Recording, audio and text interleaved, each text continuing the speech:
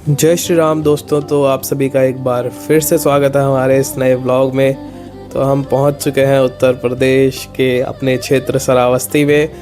तो आप सभी देख पा रहे होंगे यहाँ पे खेत और यह पेड़ कितने ही सुंदर लग रहे हैं। यहाँ की कच्ची सड़कें जो कि हमारे मन को एकदम सारी चिंताओं से हर लेती हैं। तो अभी हम हैं अपने श्रावस्ती क्षेत्र में, जो कि मुख्य रूप से भगवान बुद्ध से संबंधित और एक अत्यंत ही पवित्र बौद्ध तीर्थ स्थल है। तो आज बेसिकली हम जो यह यात्रा करने वाले हैं वो बौद्ध से रिलेटेड ही होगी, क्योंकि यहाँ पे जितने भी मठ और जितने भी मंदिर बने हुए हैं सब बुद्धिज़्म से रिलेटेड ही हैं, क्योंकि ये बौद्ध तीर्थ स्थल माना जाता है। और जैन से भी रिलेटेड काफ़ी सारी चीज़ें हैं यहाँ पर, और आर्कियोलॉजिकल साइट भी है जैसे कि है। तो वहाँ पे हम जाने वाले हैं और आप सभी को वहाँ की सारी चीज़ें इन्फॉर्मेशन जो भी हैं वो बताएंगे।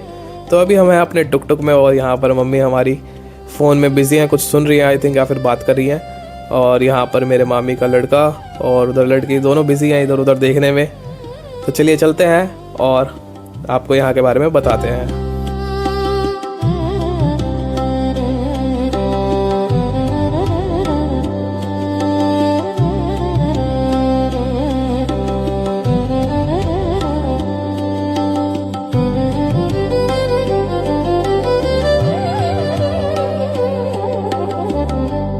तो फाइनली हम पहुंच चुके हैं सहेट महेट, और ये जो आप सामने बोर्ड पर पढ़ रहे हैं इसमें लिखा है जैन तीर्थंकर शंभुनाथ जी की जन्मभूमि और मंदिर। जैसा कि मैंने आपको बताया, जो सहेट महेट है वह बुद्धिज़्म से भी रिलेटेड है और जैनिज़्म से भी रिलेटेड है। तो ये जैनिज़्म में बताया जाता है कि यह उनकी जन्मभूमि भी मानी जाती है जो शंभुनाथ जी थे। और यह बेसिकली महेट का पूरा एरिया है। तो ये जो महेट है हमारा, वह 6वीं शताब्दी ईसा पूर्व में कौशल साम्राज्य की राजधानी का भी हिस्सा था। और ये जो यहाँ पे आप मिट्टी के जो अवशेष देख रहे हैं, मतलब जो भी स्तूप हैं, प्राचीन स्तूप, ये शंभुनाथ मंदिर के अवशेष हैं ये। और तो जो ये अपना सहेट है यह बौद्ध मठों का क्षेत्र है, और जो महेट था वो जैन से रिलेटेड था, और कुछ अवशेष जो देखे गए वो बुद्धिज़्म से रिलेटेड भी देखे गए। तो दोनों तरीके से ये पुरातात्विक महत्व है दोनों का। और यहाँ पे 35 से 40 फीट ऊंची मिट्टी की प्राचीन दीवारें भी देखने को मिलती हैं। काफ़ी सारे प्रवेश द्वार हैं यहाँ पे, पक्की कुटी है। तो अभी हम आगे भी चलेंगे, तो ऐसे आपको काफ़ी सारे अवशेष वहाँ के मैं आपको दिखाऊंगा, जो कि काफ़ी ऐतिहासिक संदर्भ रखते हैं। जहाँ पे भगवान बुद्ध का निवास स्थान भी था, जहाँ उन्होंने अपने जीवन के अधिकांश वर्ष व्यतीत किए। और जो जैन तीर्थंकर शंभुनाथ जी की जन्मस्थली जहाँ पर हम हैं वह आप देख पा रहे होंगे।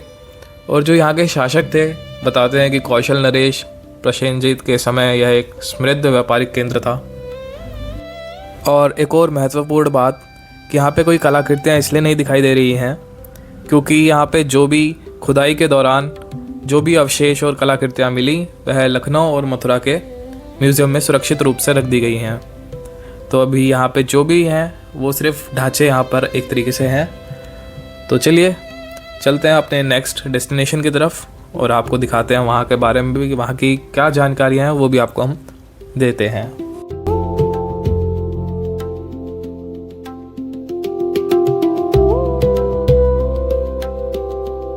तो लीजिए हम पहुँच गए हैं साइट ऑफ सहेट महेट के एक और हिस्से में, पक्की कुटी, जो कि एक प्राचीन और विशाल टीला यहाँ पे देखने को मिलता है, जिसे प्रसिद्ध चीनी यात्री ह्वेन सांग ने डाकू अंगुलीमाल का स्तूप माना था। एवं कुछ लोग यह भी कहते हैं कि राजा प्रसेनजीत द्वारा बुद्ध के लिए निर्मित यह कानून के हॉल के अवशेष में भी मानते हैं। और एक कहानी मैंने अपने गांव के लोगों से भी सुनी, वह यह थी कि ये जो अंगुलीमाल की गुफ़ा है, यहाँ से आपको दिखेगी अभी एक छोटी सी गुफ़ा टाइप भी बना रखी है यहाँ पे। बताते थे कि वह यहीं पर रहता था छुप के, और जब भी मतलब लोगों को लूट कर आता था तो वह यहीं छुप जाता था आके, तो उसको कोई ढूंढ नहीं पाता था। तो जब भी चोरी करने के लिए जाता तो चोरी करने के बाद उन लोगों के अंगूठे काट देता, और उन लोगों के अंगूठे काट के अपने कमर पे बांध लेता, इसलिए उसका नाम अंगुलमाल पड़ा। और यहाँ पे चीनी यात्री भी आए, फा हेन और ह्वेन सांग करके, जो कि काफ़ी फेमस हैं। तो उनके अकॉर्डिंग बताया गया कि ये जो डाकू था अंगुलीमाल, तो भगवान बुद्ध ने इनको ज्ञान दिया, और बाद में फिर उसी का स्तूप यहाँ पे बन गया अंगुलीमाल का। ऐसा यहाँ पे इन 2 चीनी यात्रियों ने बताया। पक्की कुटी के ठीक सामने ही है यह कच्ची कुटी, तो यह भी एक प्राचीन बौद्ध स्थल है। बताते हैं कि यहाँ पे उत्खनन में बौद्धिस्ट की मूर्ति और 356 मृण मूर्तियाँ मिली। यह स्थान भगवान बुद्ध के चमत्कारों और कौशल साम्राज्य की राजधानी के रूप में प्रसिद्ध थी। और बताते हैं कि यहाँ से मिट्टी के मोहरे भी और लोहे के उपकरण भी मिले। यहाँ भगवान बुद्ध ने अपने शिष्यों को उपदेश भी दिए और काफ़ी चमत्कार किए।